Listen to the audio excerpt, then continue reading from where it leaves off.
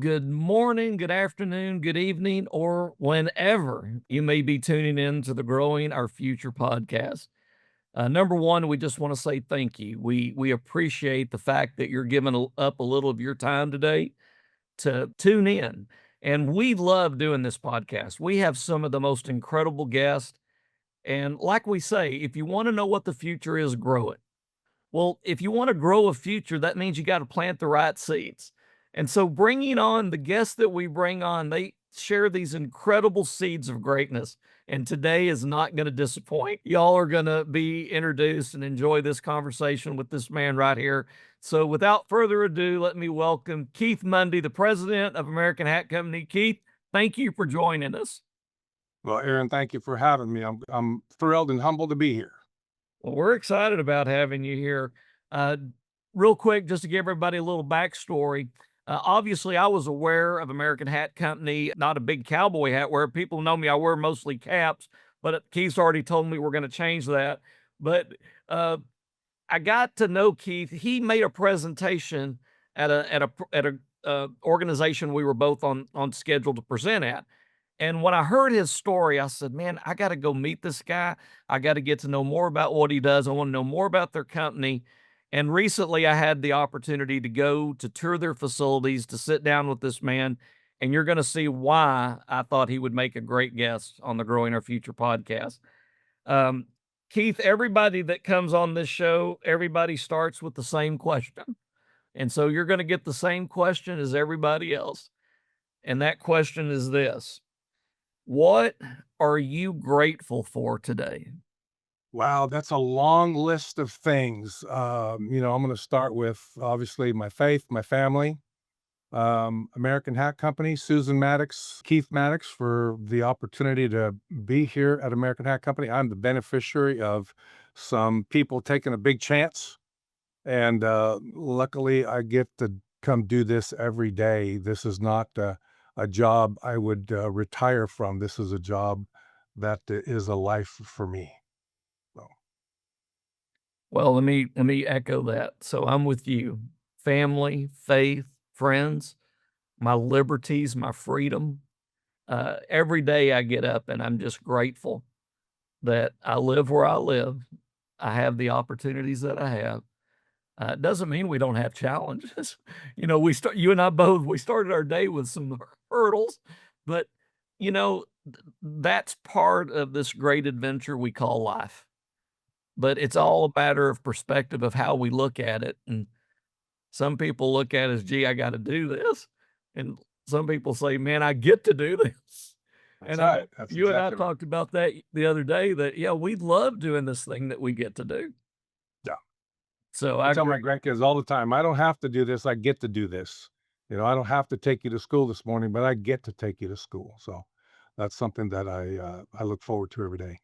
And that is such a powerful emotion too, by the way. I don't know that I shared this with you, but Tom Ziegler was on the East Coast and he was visiting with some college kids. And he asked them this question. He said, tell me about gratitude. And they talked about it. And he said, tell me about the emotion that comes with gratitude. And they talked about happiness and hopefulness and encouragement and all the things that come with it. And then he asked them this question.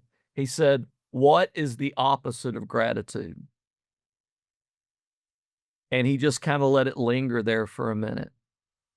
And then he said, the opposite of gratitude is entitlement. Yeah.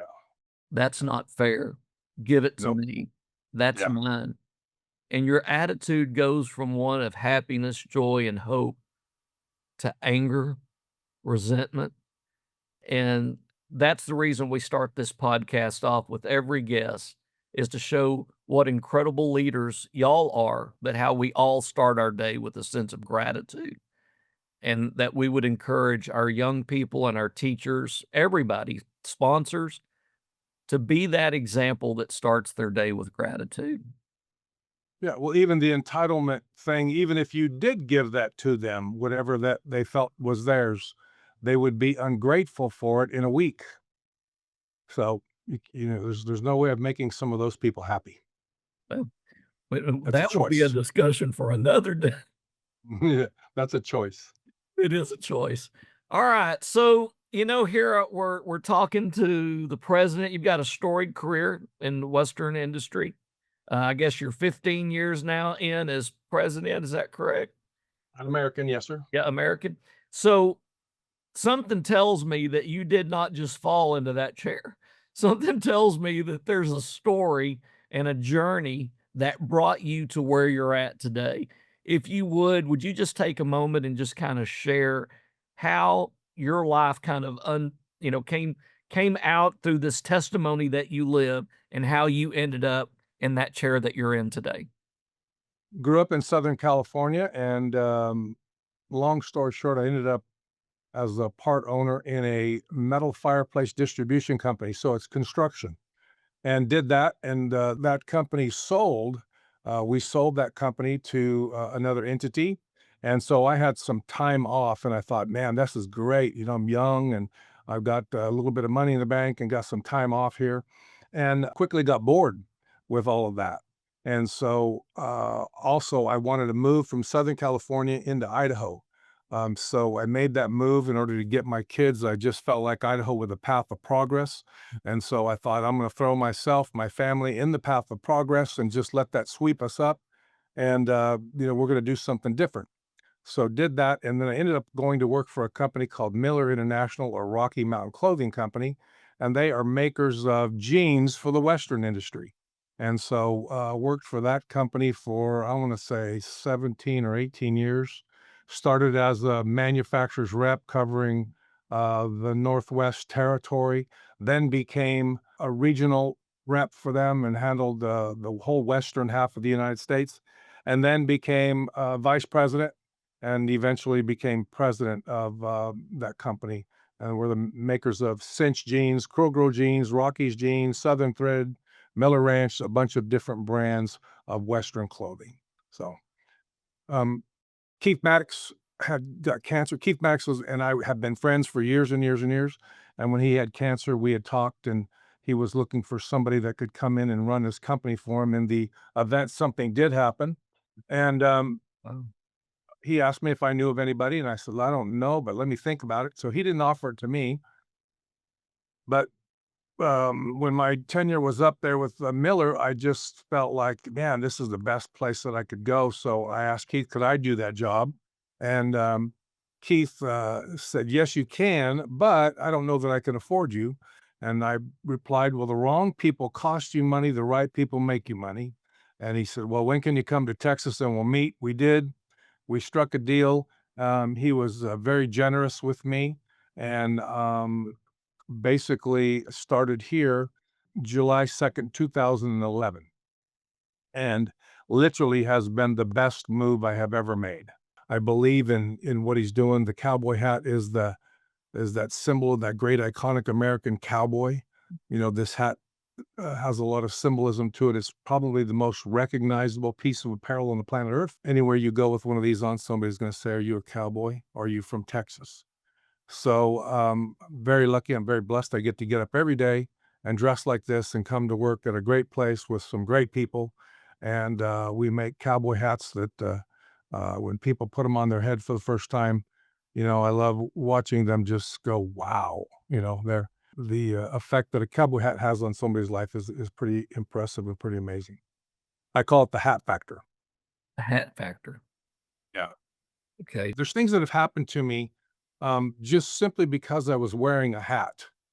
Hat factor. And the same with Keith. So I have found favor with people simply because I had a hat and I smiled, and the law of reciprocity.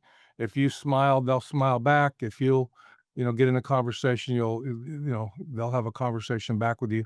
But Keith was checking into the Marriott Grand Marquis in New York City, and the desk clerk there said, "Man, that's a beautiful hat you have." And Keith said, "Well, thank you very much." And I happen to own American Hat Company. And the guy looked at him again, and he said, "Would you like an upgrade today?" And Keith said, "Well, sure, that'd be great." And the guy typed in, and he says, "Okay, Mr. Maddox, you're all set." He said, "You're going to call down here in about 30 minutes and thank me."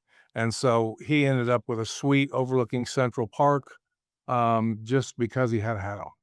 Wow. Wow. Yeah, That's a upgraded. great story. Yeah, yeah. Well, let's talk about this for a second because I witnessed it when I toured your facilities there, and I want to talk about this because I think it's important. One of the things that we say around the foundation, and hopefully you'll have a chance to come to our state convention and be around our ambassador kids, but we have a couple of sayings around our shop. Number one, when your values are clear, your choices are easy. So we like to talk about that, when you have a clear set of values, then the choices that you make are not complicated. Number two, the essence of leadership is to plant trees under whose shade you may never sit. Yeah. Okay. Now, when I hear you and others talk about the legacy of Keith Maddox, I think about those two statements because he planted trees under whose shade he is not sitting. But Yes. you are also planting those trees. Y'all are doing the very things. And this goes back to the other part that I wanted to share, and that was Tom Ziegler and Zig Ziglar. They talk about legacy, and they say everybody's going to leave a legacy. You're either going to leave a legacy by design or default. And so we should be intentional about the legacies that we want to live. Another gentleman that's associated with us, and we do a lot with him, is a gentleman named Dan Owolabi. I've recommended Dan to several people, and they say one of the best speakers they've ever heard. And Dan asked some people one time at a seminar, he said, how many of you work hard? And everybody raised their hand. He said, how many of y'all work real hard? Everybody raised their hand. He goes, how many of you want your work to matter? And everybody raised their hand. And he said, have you ever pondered what your legacy is? And people shook their head, yes. And he said, a lot of times we're asking the wrong question. He said, the question shouldn't be, what is my legacy? The question should be, who is my legacy? Who is my legacy? And I'm fixing to pay a lot of respect to you and American Hat Company right here. Ernest Hemingway once said that man goes through two deaths. The first death is the day that they lay your body in the ground. And the second death is the day the last person speaks your name. And then after that, you're forgotten. Yeah. When we don't pay respect to the people that came before us, and we don't show respect to the trees that they planted, Right. then we allow their legacy to die. Now, we have to live our own legacies, but I just want the viewers and the listeners to know that I had the pleasure of touring American Hat Company, and I looked around the walls at what the statements on the walls were. I was taken when I came in to see the things that the employees had on their desk, but there was one special wall that was dedicated to Keith Maddox, and they talked about Keith, and this Keith talks about Keith.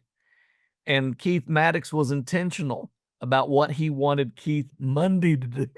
And Keith Mundee is being intentional about the brand that he is entrusted with and what he's doing to pour into young people in the Western lifestyle. So I just wanted to take a moment and compliment you, Keith, and what y'all are doing to honor the legacy of Keith Maddox. And also, I want to throw this in because we're going to talk about this, the values that he and you represent. Positive times. Yes. So, if you've ever seen an American hat or you've seen their brand, you've probably seen a little plus sign and a little X cross nearby. So, Keith, take a moment and just share that. What does it mean, positive times? Why is it important? And why do y'all still carry that brand forward?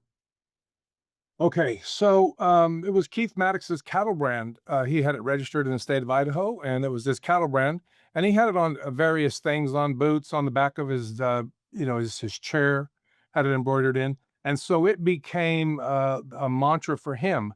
But he would never let me use it when he was alive, and I asked him, And he said, no, no, no. He says, it's about American hats, not about me. It's about American hat. And so when he passed away, then I asked Susan if we could use that. And I thought it might last 90 days. You know, sometimes when a football player, something have, they put their number on the helmet or they put a black armband or something to, signify that they are trying to remember someone. Well, we thought that would be the thing that we would use to remember Keith Maddox. So we started putting that little patch on the back of the hat, like right there, that little black with a plus and an X. And then COVID hit. He died September 4th, 2019. 6 months later, we were full blown in COVID, and people glommed onto that. I think that folks needed a little positive something every day. And so we were intentional about not asking for anything from any of our websites, but we wanted to give you something every day.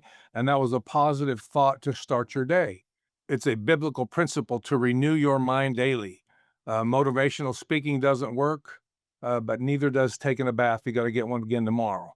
So I literally think about it as if I'm cleaning my brain, scrubbing my brain and getting all the junk from yesterday away. And I'm going to start today fresh and anew. And I'm going to start with a positive mindset. And now Positive Times has become the North Star for American Hat Company. So anything that we do, anything that we are engaged in, we look for the positive aspect and in it. And it's just now, it's an intentional thing that we do. I believe that, he left that for us as a guiding light for how he would want this business to be run. And Susan Maddox, his widow and now the owner of American Hat Company and the Best Hat Store, um, is the same way. So she's carried that legacy forward, and now, I'm trying to carry on the legacy of both Keith and Susan Maddox. So Well, it's a powerful brand, by the way. It's an attention getter, and I like it because it makes you wanna ask the question, "What is this?" yeah, yeah. What And does that mean? yeah, and so anytime you get that, that's like a door Yeah. to be able to say, "Well, I'm glad you asked." And we left it open, so in the beginning, we didn't tell anybody what it meant. I Mhm. didn't later on, I did a short little commercial that explained what it meant, but that was maybe, 2 years after it had been out. So we didn't tell everybody what it meant. I wanted people to say, "What's that thing on the back of your hat mean?" Or, "What does that stand for?" And some people thought it was stood for Texas or, whatever, TX or something. And, then when I said Positive Times, when they see that, they go, "Oh, that is great." And so the hat patches on the back of the hat go to reticular activation. Once you see them and you understand what they mean, these are our core values. I think I told you this. Got a little upset when the professional athletes started kneeling um, at our flag. My father was a veteran. My father-in-law is a veteran, and the majority of my friends are veterans. And so we today we sell cowboy hats, but we're really selling the national anthem, the opening prayer, respect for our military and our first responders, and young people. And the young people part is where the FFA comes in. Um, the Tomorrow's leaders need inspiration today, and so that's the goal. Is if we can inspire some young people to, get their life on a path of leadership and success, then we have tomorrow's leaders being groomed now. So that's what Are you that's all. saying we're growing the future? Absolutely. Absolutely. So we said in a different way in that, I started doing high school rodeo and junior high school rodeo because they're all over the country, into Australia, Mexico, and Canada. I started doing high school rodeo because if you're a rancher, you want to brand calves, and that's where the calves are in this business, is in high school and junior high school rodeo. And so we intentionally go there and find the exceptional uh, students and athletes, not athlete students, but student athletes, and we look for those people, and we want to put our brand on them and let them grow up wearing that. So that's what we've done. And so FFA is another thing. FFA is probably the only organization I think of that's really kind of in a big way growing our future leaders. So we need that. Well, I believe they are, and this today's not the place to share, but the people that know me know my story. They know my testimony, and the organization changed my life. I mean, to think that I've been coast to coast, I've been able to take my family, the adventures, the people. It's that's why I'm so grateful. People ask me a lot. I'll share this with you because I think this is something you'll appreciate. People ask me a lot. They said, "What is it that separates y'all's kids from everybody else?" They said, "Doesn't UIL teach speech and debate? Doesn't athletics teach teamwork? Doesn't band teach ensemble? So what is it that you think y'all do in the FFA that separates y'all from everybody else?" And I tell them this, I said, "Well, I think there's a couple things. One day I was in a coffee shop, where the old men gather to cuss and discuss what's wrong with our country. And at the time, I was working with truant offenders. I was working in a boot camp and I was working with prisoners in the prison. And they said, Alejandro, to put this country back on track, we got to get back to the basics. I said, okay, I'm listening. They said the three R's: reading, writing, and arithmetic. And if we'll get back to the three R's, we'll put this country on track. And I looked at them and I said, gentlemen, I mean you no disrespect. I agree with you about the three R's, but I work with boot camp kids, truant offenders. I work with prisoners, and they can all read, write, and do math at some functional level. I said, but you're right about the three R's. I said, I think we need to get back to respect, responsibility, and resiliency. We need to get back to respecting ourselves, our fellow man, our families, our homes, our state, our country, to be responsible for ourselves, our families, our communities, our state and country, and learn to get up when you've been knocked down. Not Yeah. everybody's going to get a trophy. And I said, I think if we get back to those basics, but then I always look at them and said, I'll tell you what really separates our kids. Growing up at Boys Ranch, Mr. Chandler gave me a sledgehammer. Blizzard was blowing in on the Texas Panhandle. And he said, darling, drive to the other side of the ranch and bust a water trough for the horses. I said, Mr. Chandler, I don't want to go. It's a blizzard out there. Feels like a razor cutting through your skin. And I'll never forget Mr. Chandler and his old country wisdom. He said, darling, do you get thirsty when it's cold? I said, yes, sir. He said, don't you think those horses get thirsty too? I said, yes, sir. So I drove 5 miles that day and I busted the water trough for the horses. Little did I know that God gave me that experience to do this job, because now I get to look at people and say, I'll tell you what separates our kids from everybody else. Because in our world, if we don't do our job, something dies. In Yeah. the world of agriculture, if we don't feed it and water it and care for it, it dies. And when it dies, an economy dies. And then when an economy dies, a people die. Yeah. So That's when right. we have this opportunity to visit with you and learn and grow and inspire, it's exactly what you just said. This is the future of our country. You know, I love to ask the kids and the teachers, like how many high schools are in the state of Texas? And they always, a lot. There's a lot. And I said, yeah, there's a lot of high schools. So there's over 3,000 high schools. And I say, how many of them are going to have a graduating class? I said, all of them. Think about that. All those seniors from 6A mega schools all the way down to 1A in private schools. They're all going to be out looking for a job, a scholarship, or an opportunity. And so I always ask them, what's your competitive edge? What separates you from everybody else? We have the president of American Hat Company sitting here, and I want to ask Keith. Keith, if you could tell kids and teachers something that would give them a competitive edge, what would you share with them? What would you tell them? Do this, and it will give you a competitive edge. What would you say? I think if I could give anybody a gift, it would be the gift of self-discipline and consistency.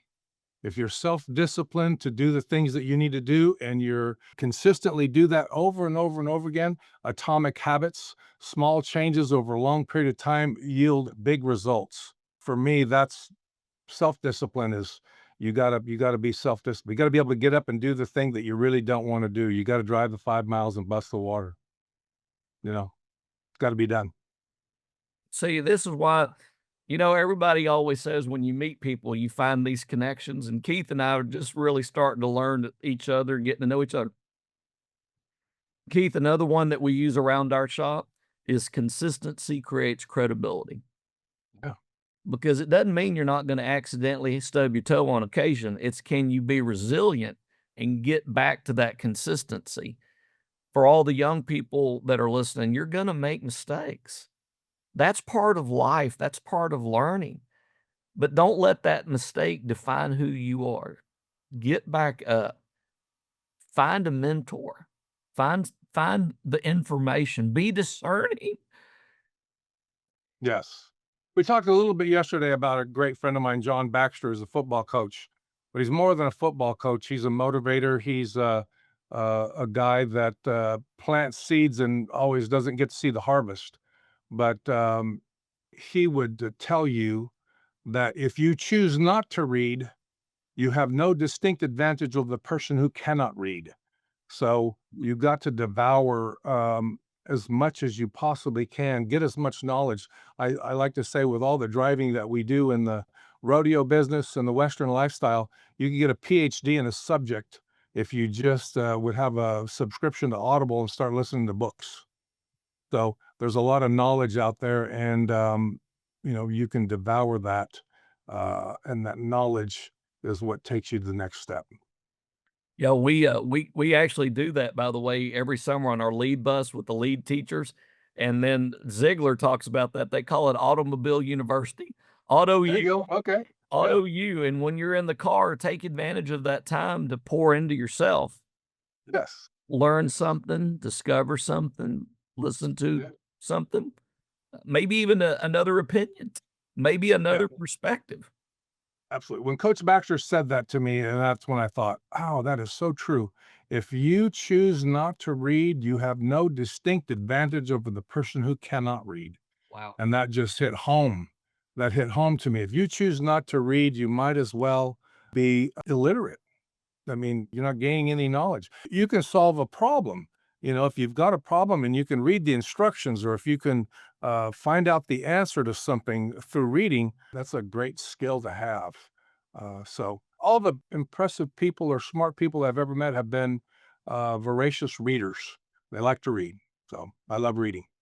I appreciate that one too. That right there is another example. We say good leaders are good readers. That's a go. Yeah, great. I Yep. love that. Because bottom line, leaders are always paying attention. Mhm. You know, when you're green, you grow. When you're ripe, you rot. So, we've got to be of the opinion that we're going to keep trying to grow. We're going to keep trying to learn. And there's no age cap on that. No, no. Here we are much later in life. I am. And guess what? I'm still learning. I Yeah. still want to be around great people like you and others that I can just listen to. Same here. I want to learn. I learn something every day. I know what I know. I need to know what you know. Ooh, that's good. That might be Yeah. the title of this podcast right there. I'm always listening for something clever. That I know what I know. I need to I know need to what know you what you know. I'm writing that down. That's good. All right. What are your and you kind of gave it to me, but I'm going to just ask it a different way. In your world, in your experience, what would be three leadership skills that you find pretty admirable in people? I think you have to have some empathy, but you also have to be willing to do whatever you're asking them to do. I try to never ask somebody to do something that I wouldn't do myself. Um, just a quick example of that is we have a guy here that his name is Rick. And at the factory, he empties trash cans in the morning, sweeps the floor. He's constantly, sweeping the floor and picking up. When Rick's not here, that's the first thing I come in the morning and I go, oh, Rick's not here. Rick's sick today. What happened to Rick? Is he okay? Because the trash can's not empty and the floors and things are not dusted.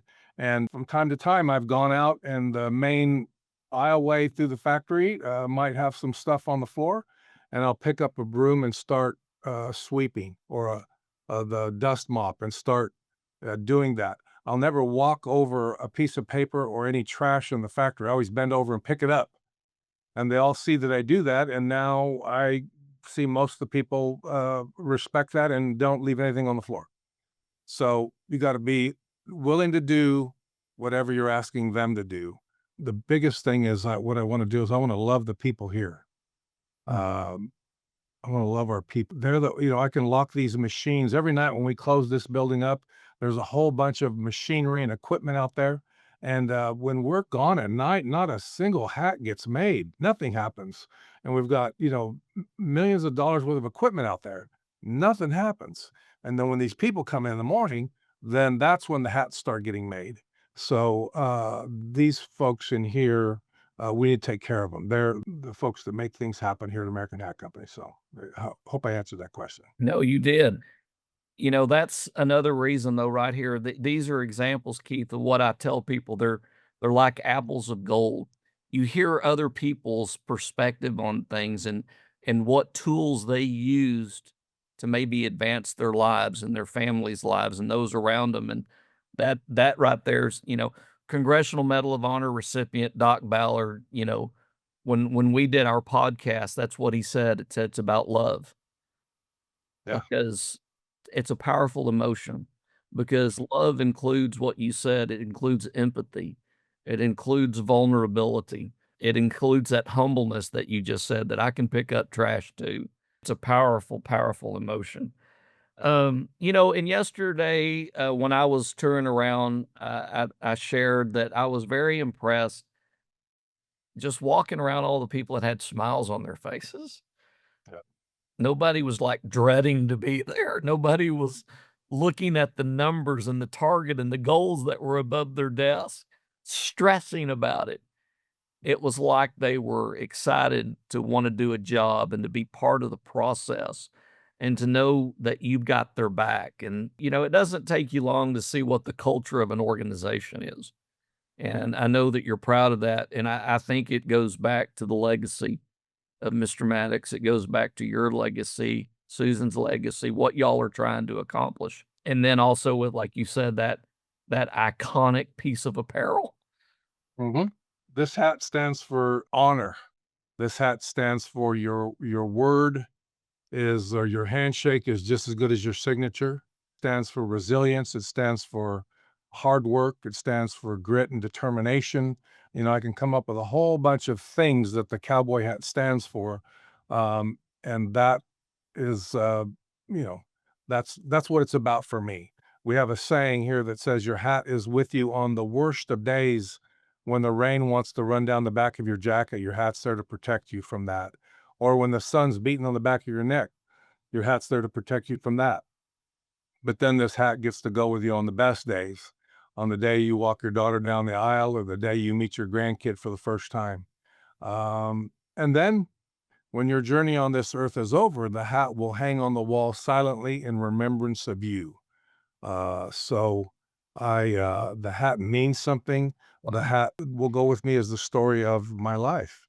Um, so my grandkids only know me with a hat.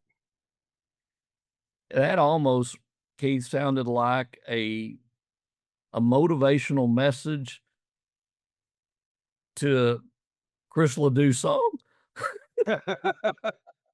You just told the cowboy hat story, um, Yeah. in a very similar way, which, by the way, God rest Keith Ledoux, that was one of my favorite songs of his that, Keith that came. Maddox went to school with Chris Ledoux. Really? Yeah, he did. He did. So Wow, wow. yeah. So he's heard all those songs in a casual setting. So many things here that we could talk about. We could go on, we could probably talk for another 2 or 3 hours. I, um I've been blessed to carry the Texas flag twice at National Flag Day ceremonies. Wow. I've been at Fort McHenry in Baltimore, Maryland. I've listened to what was the power behind Francis Scott Key writing the Star Spangled Banner. Yeah. The respect that y'all are showing to both our faith, the fact that nobody that's listening to this podcast makes their own heartbeat. The fact that we live in a country that gives us incredible opportunity. It's not without challenges, but like you said, when you put that cowboy hat on, you got a little grit, a little want to. It's amazing what you can accomplish. Yes, exactly right.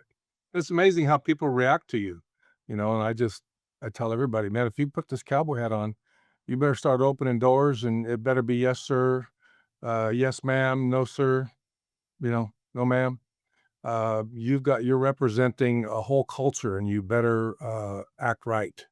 Um, don't embarrass all of us by acting a fool. By the way, everything that that man just said, I hope y'all heard that. All of those are what we call competitive edge. You may be Yes. going into a job opportunity and you may be the person that gets it because you said yes or no, sir, yes, ma'am, no, ma'am. So, seeds of greatness, grow your future. All right, Keith, everybody gets one last fun question.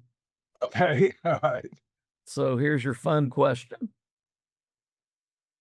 What is the best concert you've ever been to? Best concert I've ever been to. Ah, I'm gonna have to go with George Strait. George Strait. George Strait and Chris Stapleton in Las Vegas, 2 or 3 years ago, um, as a guest of, a great friend of mine who owns Champion Ranch, uh, Joel Swan and his wife. We had a phenomenal time, and, it was a great concert. So I can't that's probably that Wow. by far the best, yeah. Chris Well, Stapleton, George Strait. that's 2 talented people right there. Uh, Yeah. I was at George Strait's comeback concert there in Vegas, and that was right after the mighty Merle Haggard had passed away, and he did a tribute to Merle that was really, really good, so well, Mr. Monday, we appreciate you joining us for the podcast.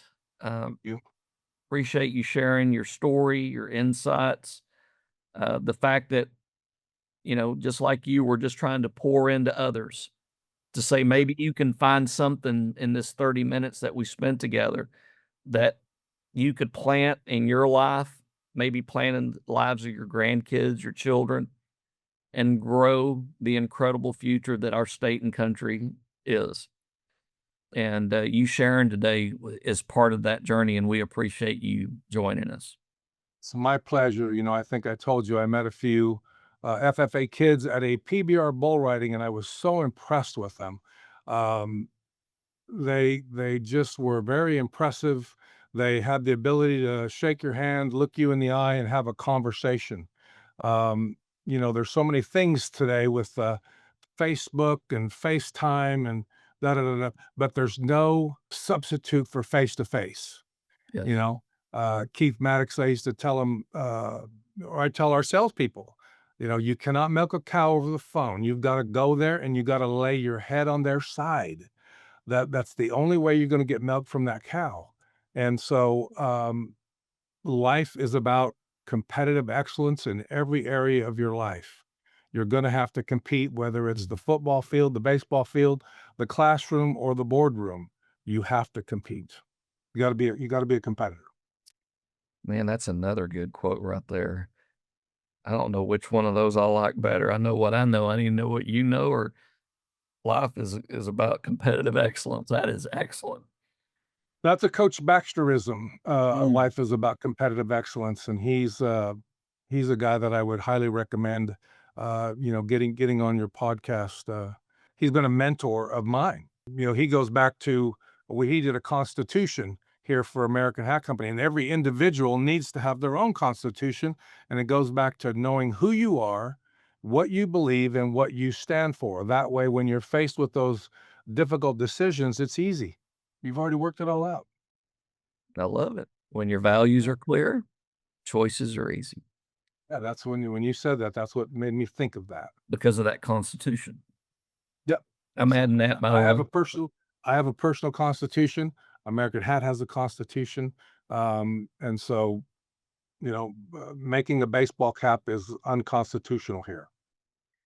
Now, easy on the baseball caps. I do wear baseball caps. No, no, no, and I wear baseball caps too. I'm not against the baseball caps, and I played baseball, so when am mowing or doing something like that, and I wanna put headphones on, I wear a baseball cap. There's no question about that. So I'm not, against baseball caps at all. There's a time and place for that. But, if you're at a team roping, you're not playing baseball, as Jim Shoulder would say. We're not gonna play catch here. We're gonna do some cowboy stuff, so you better get your cowboy hat on. I like, your definition a while ago and what you shared about that cowboy hat and what's underneath it and what it entails, what it captures as It comes powerful. with a responsibility. That's powerful. Yeah, Um, comes with responsibility. You're representing a lot of people that have gone before you that, have, paved the way, and so we wanna keep that alive and not let that die. it's awesome. Well, Keith, thank you for joining us today. Thanks for This having was outstanding. I appreciate your time. To everybody else that's listening to the Growing Our Future podcast, thank you for stopping by. Again, we appreciate you. I like the comment. Life is about competitive excellence. If agriculture's taught me anything, it's taught me if you want to know what the future is, grow it. To the young people, you're our future. One of the things that Keith and I talked about yesterday as adults, our job as adults, and to all the adults that are listening, our job is to create opportunities. That's our job. Let's keep building on this great thing called the American dream, create opportunities. And then students, your job is to determine the outcome. We need you to take all this information and decide what you're going to do with it because it's a great world out there. It's full of great opportunity, and there's going to be some extraordinary challenges. Anything that touches food in the future is going to be an extraordinary challenge. Put that cowboy hat on, get two hands full of it, be a problem solver because my kids and grandkids and their kids are going to need you. So, Keith, thank you again for what you do. Positive times, not just today, but all the time. Thank you for honoring the legacy of your founder, the legacy that y'all are leading to live. And thank you also for being a supporter of the FFA. We appreciate you. My pleasure. Thank you, Aaron. Glad to be here. Until we meet again, everybody go out there and do something great for somebody. You're going to feel good about it. And guess what? You might just create what Mr. Mundee talked about, that law of reciprocity.